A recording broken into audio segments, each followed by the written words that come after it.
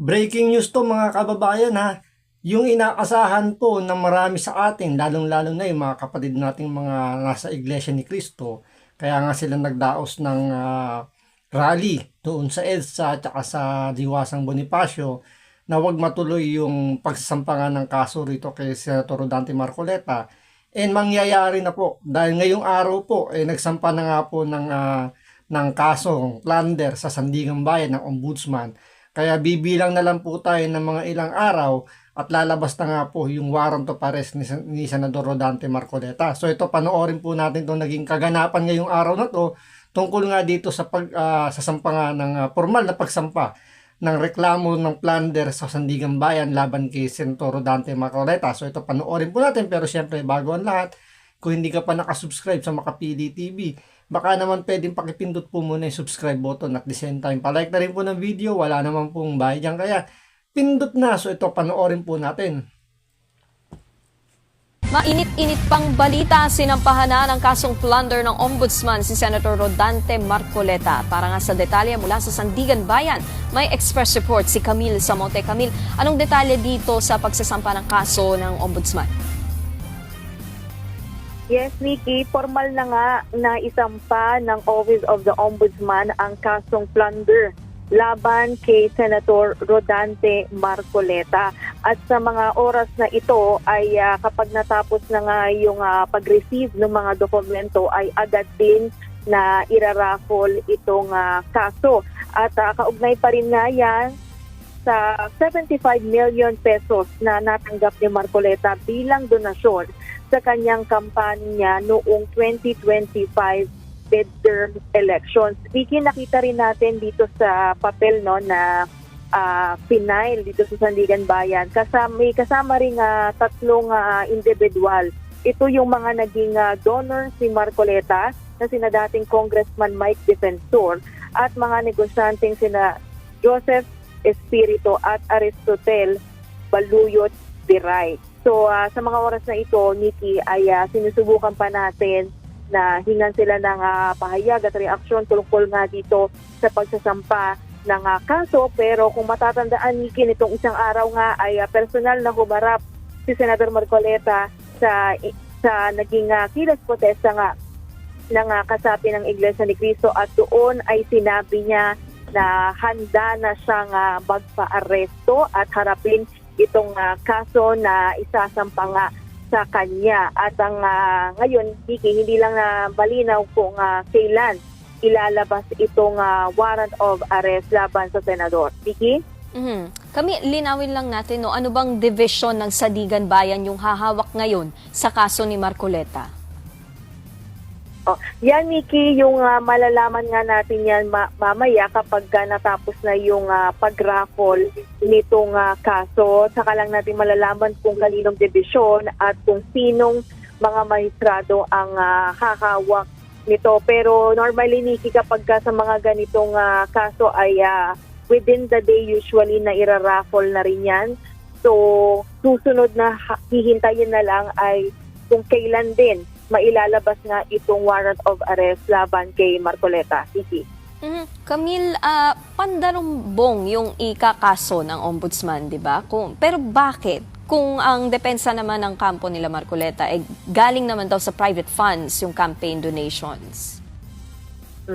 Niki, nauna na ngang dinepensahan yan ng Office of the Ombudsman, at ang iginigiit nga nila ay nung panahon na natanggap ni Marcoleta itong 75 million pesos na donation, ay siya ay kongresista pa ng Sagip Party List, at under the plunder law ay mahigpit na ipinagbabawal yung pagtanggap ng ganyang kalaking pera ng anumang opisyal ng gobyerno. Kaya sa tingin nitong Office of the Ombudsman ay clearly na-establish itong elemento ng plunder, at lalo pa na hindi yan dineklara ng senador sa kanyang statement of contribution and expenditures o yung SOSE, at sa kanyang SALN o yung statement of assets, liabilities and net worth. So bagay rin naman na inamin ni Senador Marcoleta sa kanyang panayam sa media, no? So sabi nga ng Ombudsman ay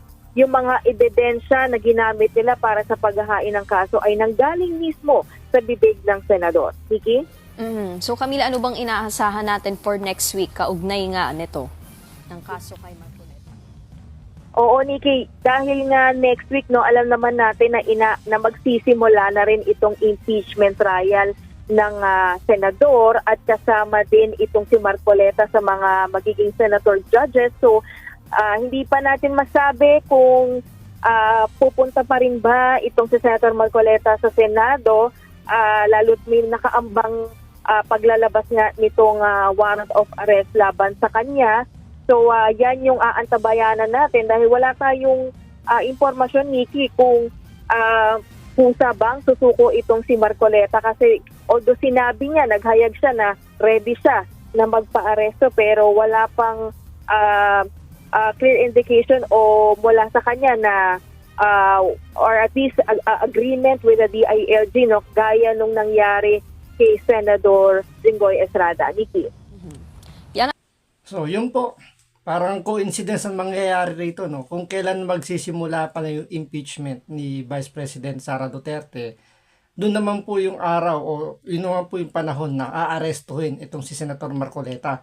So, makikita nyo na ngayon dito yung pattern na talagang plano nilang ubusin yung mga minority senators para hindi makasama nga doon sa hearing ng impeachment para maipilit nga nila na mabawasan yung threshold na 16.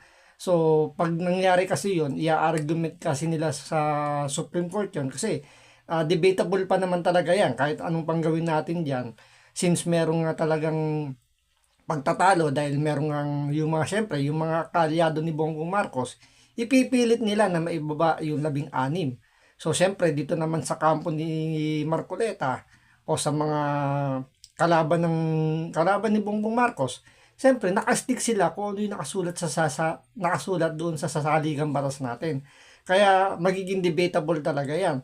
Pero since ang gobyernong Marcos ngayon ay mahilig sa bendalo, so anything can happen. So, lahat kaya nilang gawin ngayon dahil nga sa lakas ng kapangyarihan ni Bongbong Marcos, sa lakas na rin ng mga nakapalibot sa kanya, lahat nagagawa nila ng paraan.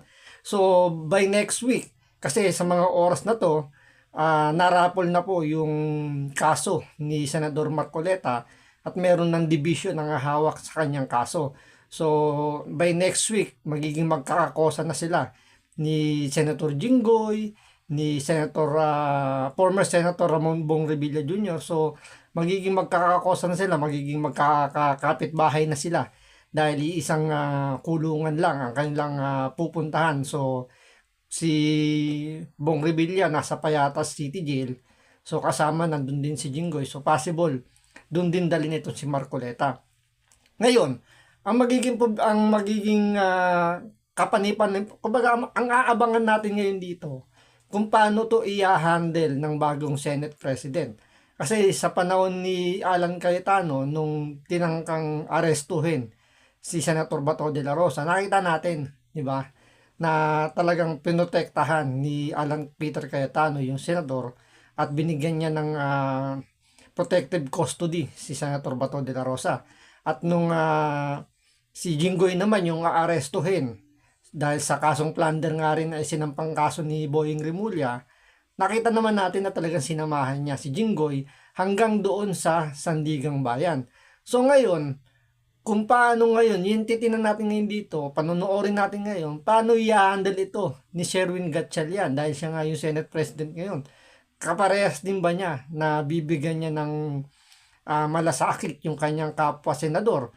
O magiging kagaya rin siya ni Tito Soto na huhudasin yung mga kasamahan niyang senador para lang mahuli si Senator Bato de la Rosa. Although nagsabi rito si Marcoleta na willing siya magpa-aresto na, kumbaga handa na siyang magpakulong.